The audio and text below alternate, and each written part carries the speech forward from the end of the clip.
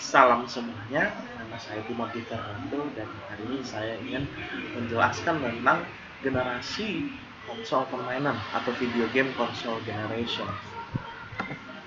Jadi sebelumnya saya jelaskan dulu sedikit apa itu konsol permainan dan maksudnya apa itu generasi konsol permainan. Jadi konsol permainan itu adalah mesin yang dirancang khusus untuk memainkan permainan video. Jadi saya tidak memasukkan PC atau mobile HP ke dalam sini karena walaupun mereka bisa main game, itu bukan alasan utama mereka. Sedangkan dan dalam presentasi ini saya juga akan merujuk ke konsol permainan yang disambungkan ke TV.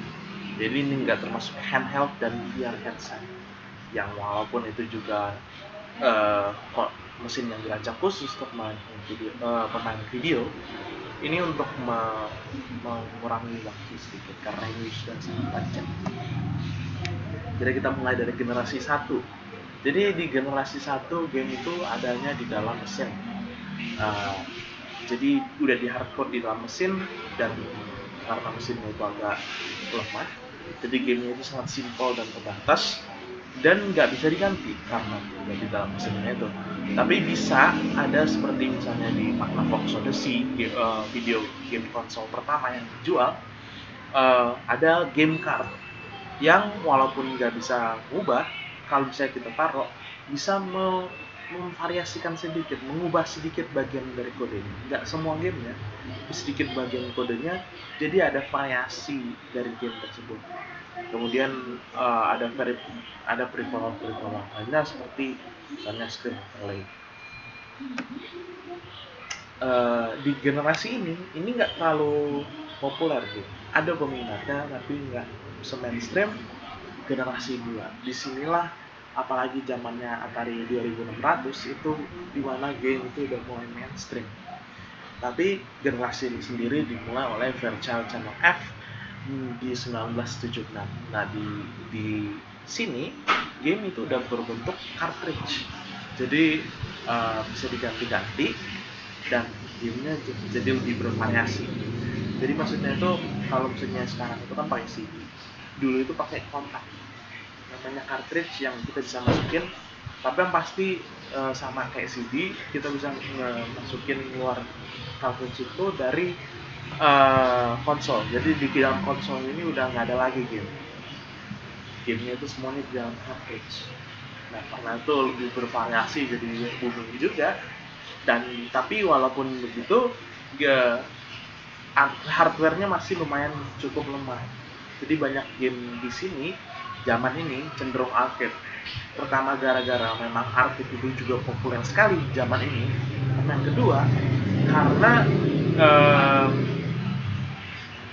ya lemah ya, kelemahannya itu. Maksudnya game arcade ini bukan hanya game-game yang ada di arcade, tapi juga tipe game di mana nggak ada Anda kalah itu baru game itu selesai. Di mana game selesai ketika Anda kalah. Nggak ada ending sebenarnya. Hanya ending ketika Anda kalah. Dan ini seperti game arcade kan, di arcade ya.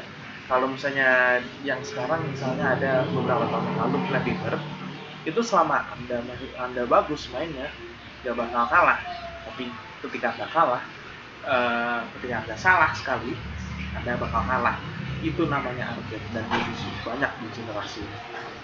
Nah di generasi 3 pertama itu game itu mempunyai resolusi yang lebih baik, konsolnya itu mempunyai lebih baik lagi, prosesornya lebih kuat, dan akhirnya game pun jadi makin kompleks. Yang awalnya itu tadi kan kebanyakan arcade gamenya, sekarang gamenya itu udah punya ending, udah punya level-level dan sebagainya. Ini juga di masa ini juga dimana marketnya itu mulai berubah. Jadi awalnya ini kan yang market populernya itu kan dari Amerika. Tapi di sini walaupun ada Atari 7800, ini jauh kurang populer dibanding Nintendo Entertainment System dan Sega Master System, asalnya dari Jepang. Ini ada alasannya, namanya Video Game Crash of 83, tapi saya tidak akan jelaskan karena videonya lagi-lagi awalnya saya pengen tapi tidak cukup waktu. Untuk generasi keempat ini lagi-lagi dinominasi oleh Jepang dengan Super Nintendo Entertainment System dan Sega Genesis. Ada juga TurboGrafx 16 yang lumayan populer tapi jauh dibanding Sega Genesis sama SNES. Di generasi 4 ini warna lebih baik dan prosesor lebih kuat lagi. Nah, lucunya lagi di generasi ini banyak namanya sequel atau kelanjutan dari game sebelumnya, generasi sebelumnya. Misalnya Mario itu kan di NES semua awalnya. Tapi di generasi 4 ini game-game kayak Mario dan Legend of Zelda, terus game-game lainnya, Metroid mungkin, ada disinilah banyak game-game itu menurut fans game-game terbaik itu game-game terbaik franchise-nya itu di situ. Misalnya Super Mario World yang saya bilang tadi, Legend of Zelda: A Link to the Past, sama Super Metroid. Nah inilah makanya saya bilang ini di sini tuh game itu disuling dari konsol sebelumnya. Kebanyakan game itu dari konsol sebelumnya, tapi udah dirapin lagi, udah dibuat lebih baik lagi, sesuai dengan pengalaman yang mereka dapat dari membuat game di awalnya tersebut. Nah, di generasi 5 itu mulai seru juga, karena game itu udah mulai 3 dimensi. 3 dimensi berarti ada dilema dari game developer, pengen 2 dimensi, pengen tetap 2 dimensi karena yang lebih banyak dipelajari, yang lebih banyak diketahui, atau ke 3 dimensi karena game design 2 dimensi sama 3 dimensi itu beda, dan 3 dimensi itu lebih membingungkan dibanding 2 dimensi. Dan ini juga bisa dilihat mulai pakai CD dan kontrol analog. Dilihat, oh ya pakai CD dulu, tapi Nintendo nggak pakai CD. Ini kenapa? Padahal Nintendo yang paling terakhir. Awalnya Nintendo pengen pakai CD. Nintendo sebenarnya pengen kerjasama sama yang ini, PlayStation, Sony. Dan kerjasama awalnya Nintendo sama Sony bikin namanya Nintendo PlayStation, tapi tapi itu gagal gara-gara diskon. Kemudian Nintendo jadinya bikin Nintendo 64 dan Sony buat PlayStation, lanjutin PlayStation lagi. Lucunya PlayStation yang paling populer mengalahkan Nintendo 64 lumayan telat. Ini sampai 100 juta penjualan lebih, ini nggak sampai, ini puluhan uang. Dan Sega Saturn yang awalnya bertanding lawan Nintendo sebagai yang paling bagus, di sini hampir malah gagal. Di Amerika paling nggak, di Jepang masih lumayan banyak yang gunain, tapi di Amerika ini nggak ada yang punya, dikit sekali penjual.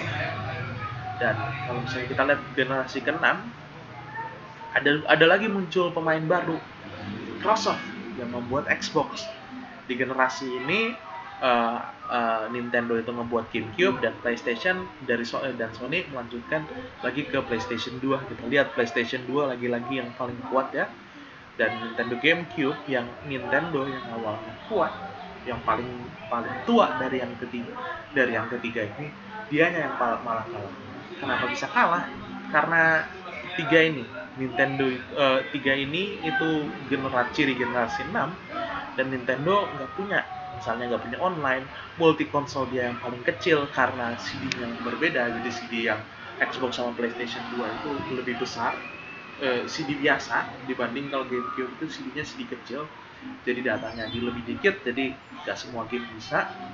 Kemudian mulai banyak game remaja dan dewasa, dan Nintendo itu mentalitasnya masih mentalitas waktu generasi ketiga, yang waktu itu memang Nintendo gamenya banyak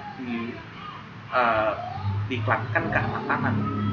Tapi sekarang udah banyak game-game seperti game Grand Theft Auto dan Call of Duty yang lebih dewasa dibanding game anak-anak, dan jadinya mentalitasnya itu, dan jadinya nggak terlalu banyak juga di GameCube. Lucunya mentalitas ini malah membuat generasi selanjutnya paling banyak 101 juta penjualan di Wii, sedangkan Xbox dan PlayStation 3 84 penjualan. Kenapa? Karena Wii itu awalnya itu kan ke anak-anak doang, diputar sedikit jadi ke keluarga dengan marketing yang kuat dan fokusnya dari anak-anak doang ke keluarga. Ini makanya jadi kuat banget di Dan kalau misalnya mengenai generasi 7 sendiri, ini udah mulai banyak yang standar seperti online, terus HD, TV yang lebih bagus, resolusi yang bagus banget, dan hard disk dalam konsol. Maksudnya itu yang awalnya itu dia ini kalau mau nge-save game itu ada namanya memory card, atau bahkan kalau misalnya generasi 4 sama generasi 3 ini kebanyakan dia bisa nge-save, bisanya pakai password doang. Nah, tapi disinilah dimana banyak ada yang bilang video game udah mencapai, industri video game ini udah mencapai titik dewasanya, dimana game itu bervariasi bahkan target audiensnya. Jadi maksudnya di sini apa? Jadi dimana di sini itu awalnya kalau misalnya kita lihat, saya ibaratkan manusia di masa-masa kecil ya, masa-masa sebelum dewasa, remaja, terus anak-anak, terus kayak balita, bayi dan sekitar situ banyak perubahan drastis. Sedangkan kalau misalnya udah dewasa, nggak terlalu banyak, nggak sebanyak itu. Ada perubahannya, tapi nggak sedrastik waktu kita dari kecil, dari umur 0 sampai 10 tahun itu perubahannya drastik banget, dan 10 sampai 20 tahun itu perubahannya drastik juga. Dan sama juga di generasi ini. Di generasi ini, kalau misalnya kita lihat game di generasi sebelumnya, kita bisa dengan lumayan mudah menebak generasi mana game itu ada.